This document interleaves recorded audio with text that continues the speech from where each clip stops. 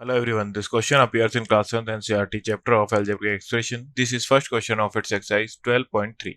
So the question says that if m is equal to 2, find the value of m minus 2.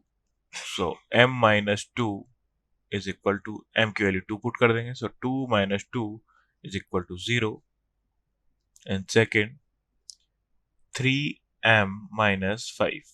m की value put कर देंगे. So 3 into 2 minus 5.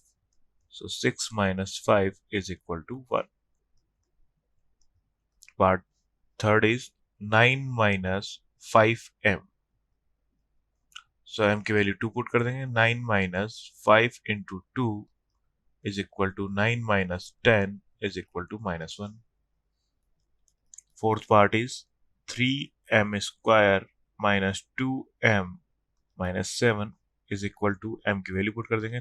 3 into 2 square minus 2 into 2 minus 7 is equal to 3 into 4 minus 4 minus 7. So I got 12 minus 4 minus 7. So 12 minus 7 plus 4, 11. So इसकी value आएगी 1. Fifth is 5m by 2 minus 4 is equal to m की value put कर देंगे. 5 into 2 upon 2 minus 4. 2 से 2 cancel out हो जाएगा. So 5 minus 4 is equal to 1. So यहाँ पे हमें वैल्यू फाइंड आउट करनी थी. So ये हो जाएगी इन सब की वैल्यूज. Thank you.